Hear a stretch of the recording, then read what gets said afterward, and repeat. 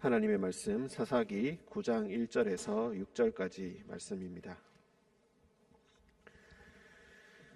사사기 9장 1절부터 6절까지 교독으로 읽고 6절을 함께 읽도록 하겠습니다.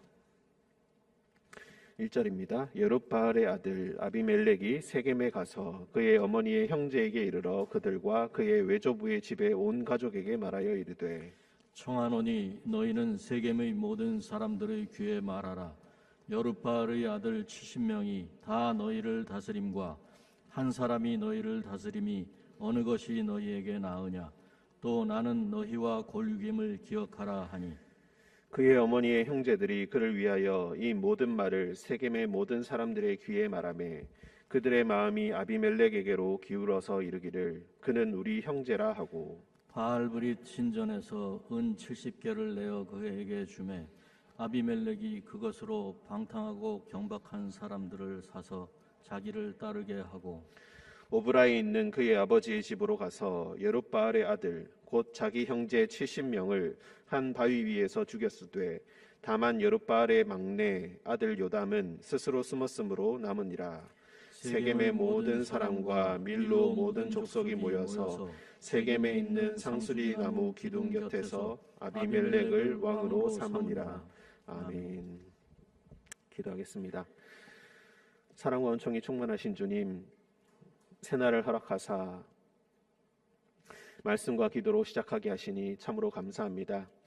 오늘 하루 주님의 뜻에 순종하며 주님의 뜻을 알아가는 하루가 되게 하시고 주님께서 주신 그 명령에 순종하는 하루가 되게 하여 주옵소서. 말씀을 읽을 때에 주님께서 지혜로운 마음 허락하시고 무엇보다 정결한 마음 허락하셔서 주님 이 말씀을 투명하게 읽고 말씀에 담긴 하나님의 사랑과 하나님께서 인도하시고자 하는 그 길을 깨닫는 시간이 되게 하여 주옵소서. 거룩하신 예수님의 이름으로 기도합니다. 아멘.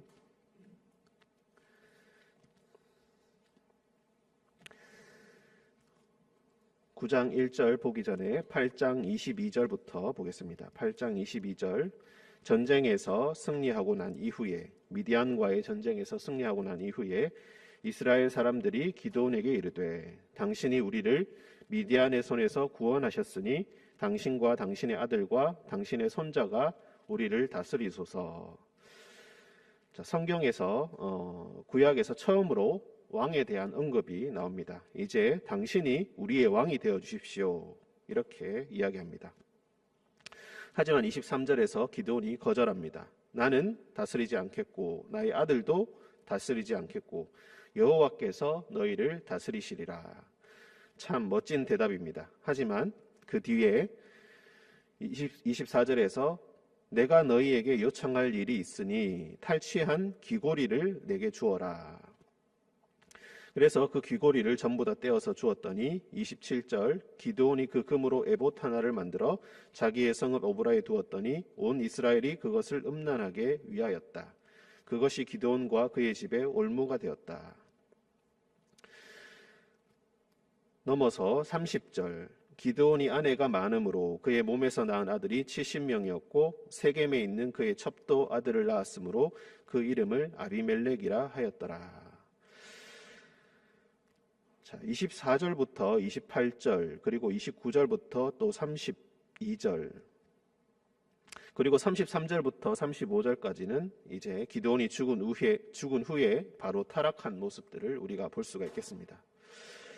이것을 통하여서 우리가 느낄 수 있는 것은 기드온이 말로는 스스로를 왕이라고 하지 않았는데 실질적으로 그곳에서 왕 노릇을 했다는 것을 우리가 알 수가 있겠습니다. 에봇을 만들어서 자신이 왕이 되지 않겠다, 여호와께서 왕이시다 하고 난 그 대답 바로 이후에 그는 금으로 에봇을 만들었다. 눈에 보이는 어떤 형상 하나를 만들어서 두었다는 것 자체가 우상 숭배의 씨앗이 될 수 있다는 것을 기드온은 알지 못했고 오히려 그런 상징물들을 통하여서 자신을 선전하고 자신의 지배권을 공고하게 하였다. 그가 나는 왕이 아니고 여호와께서 왕이시다라고 했을 때 그는 어쩌면은 실질적인 의미에서는 그 말을 제대로 지키지 못하였다. 그리고 그 말의 씨앗이 바로 9장 1절에서 드러나게 되는 것입니다. 그는 마치 왕처럼 많은 첩들과 많은 아내들을 그리고 많은 아들들을 거느렸습니다. 70명이나 되는 아들들. 이렇게 아들들을 많이 낳는 행동들은 왕들이 하는 전형적인 행동입니다. 이제 그 세겜에 있는 첩의 아들 여룹바알의 아들 아비멜렉이 어머니의 형제들에게 가서 그들과 그의 외조부의 집에 온 가족에게 말하여 이르되 청하노니 너희는 세겜의 모든 사람들의 귀에 말하라. 여기서 모든 사람들은 유력한 자들, 그러니까 지도층에 있는 자들, 그런 사람들을 의미하기도 하고, 하지만 개역 성경에서는 모든 사람들이다 이렇게 이야기를 했습니다. 그리하여서 말을 하는데 여룹바알의 아들 70명이 다 너희를 다스림과 한 사람이 너희를 다스림이 어느 것이 너희에게 나으냐. 이 말을 통하여서 우리가 실질적인 의미를 알 수가 있겠습니다. 여룹바알의 아들 70명이 실질적으로 통치권을 행사하고 있었다라는 것을 우리가 알 수 있겠습니다. 그런데 세겜에 있는 사람들이 이 통치에 대해서 다소 불만을 가지고 있었다. 그 불만의 틈을 파고들어서 아비멜렉이 나는 비록 이 여룹바알의 아들이지만 나는 서자이고 그리고 무엇보다 나는 너희와 한 형제, 한 고륙이다. 우리는 혈통으로 서로 이어져 있지 않느냐. 그러니 여룹바알의 아들 70명이 너희를 다스리는 것보다 내가 너희를 다스리는 것이 더 낫지 않겠는가. 이렇게 혈연에 기초하여서 호소하고 있습니다. 그러니 그 형제들, 어머니의 형제들이 그를 위하여 이 모든 말들을 전하였고 그리고 그들의 마음이 아비멜렉에게로 기울게 되었다. 왜냐하면 아무 이유 없이 그는 우리의 형제이기 때문이다. 그리하여서 바알브릿 신전에서 은 70개를 내어서 그에게 주었더니 즉 이방 신전, 세겜에 있던 이방 신의 신전이 바로 아비멜렉의 자금의 기초가 되었다. 아비멜렉이 그것으로 방탕하고 경박한 사람들, 불량배들을 고용하여서 자기를 따르게 하여서 세력으로 삼았다. 그리고 5절 오브라에 있는 그의 아버지의 집으로 가서 형제 70명을 한 바위 위에서 모두 죽였다. 다만 한 사람 그의 막내 아들인 요담은 스스로 숨어서 남게 되었다. 6절 세겜의 모든 사람, 계속해서 세겜의 모든 사람들이다 라는 표현이 나옵니다. 그리고 밀로 모든 족속, 여기서 이 밀로라는 것은 따로 어떤 지명을 가리키는 것이 아니고 추측하기로는 어떤 신전과 관련된 건물이라고 생각하시면 되겠습니다. 뒤에 보시면은 세겜에 있는 상수리 나무 기둥이라는 것이 나오는데 여기서 이 기둥이라는 것도 이방 신전의 건축물을 이야기하는 것입니다. 종교적인 상징물 같은 것을 의미한다. 보통은 그렇게 추측하고 있습니다. 즉 이방신을 섬기는 제사장들 그리고 그와 관련된 그 모든 사람들이 중심이 되어서 바알브릿 신전에 있던 은 70개를 내어서 아비멜렉을 지원하였고 그리고 그 사람들이 마찬가지로 아비멜렉을 지지하여서 그를 왕으로 삼게 되었다. 기드온의 지배 이후에 바로 그 다음 때에 엄청난 비극이 일어나게 된 것입니다. 한마디로 권력 다툼이 일어나게 되었다. 마치 우리가 왕실에 있는 야사를 읽듯이 왕실에서 권력을 위해서 서로 형제들이 싸우는 그런 모습이 여기서 처음으로 나타나게 되었고 그리고 그 민낯이 낱낱이 드러나게 되었다. 내가 너희를 다스리지 않고 나의 아들도 너희를 다스리지 않고 여호와께서 너희를 다스리신다 라고는 했지만 그는 실질적으로 우상을 만들고 많은 아들을 낳게 되고 그리고 왕노릇을 하게 되었다. 마침내 70명에 달하는 그의 아들들이 실질적으로는 이미 왕노릇을 하게 되었더라. 그리고 그 모습을 보고 가장 중요하다라고 생각되는 것이 무엇인지 깨달은 약삭 빠르고 머리 좋은 이 아비멜렉이라는 자, 그리고 여호와라는 이름이 전혀 들어가지 않고 나의 아버지는 왕이다라는 이 아비멜렉의 뜻처럼 그는 이미 하나님의 사람이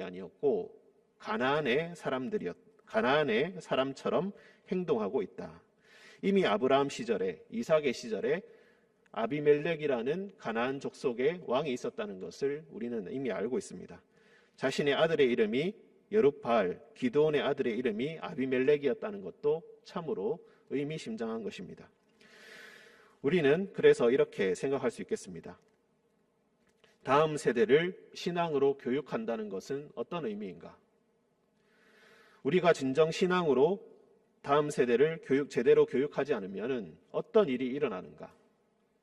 우리는 하나님이 가장 중요하다라고 교육을 하고 말로 그들을 가르치지만 우리의 행동이 그렇지 못하고 우리의 삶이 그렇지 못하다면은 오히려 큰 역효과를 내게 되고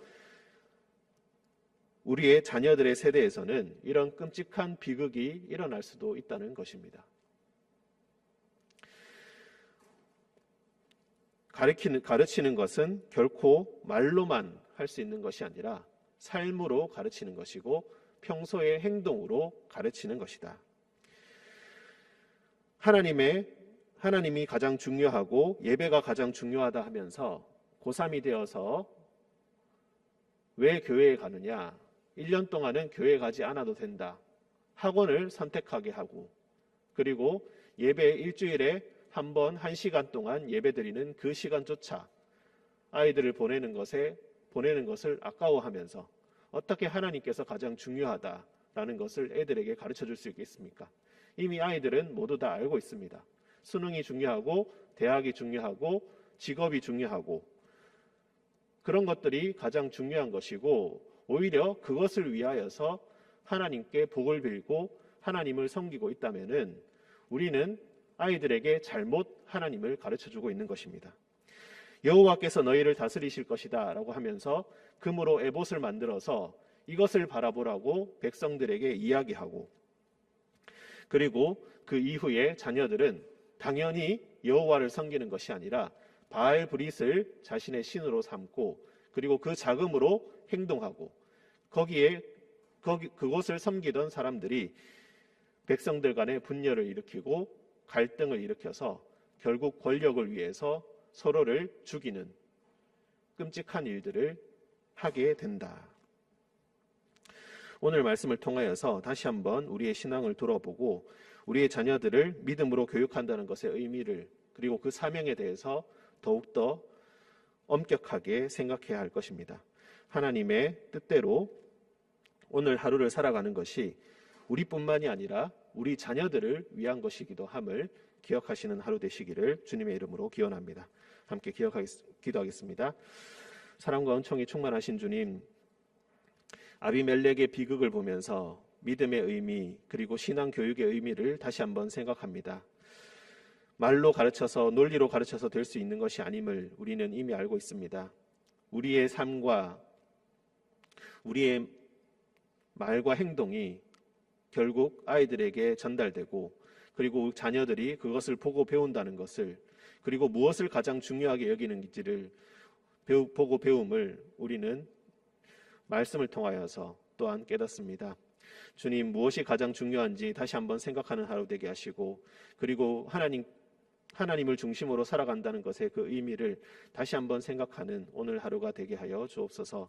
우리의 자녀들이 아비멜렉과 같은 자들이 나오지 않게 하시고 오직 주님의 신실한 여호와의 신실한 예배자로 기도자로 세움받게 하시고 자라나게 할 수 있도록 주님 우리의 모든 역량을 다할 수 있도록 주님 우리에게 지혜와 용기를 다하여 주옵소서. 거룩하신 예수님의 이름으로 기도합니다. 아멘.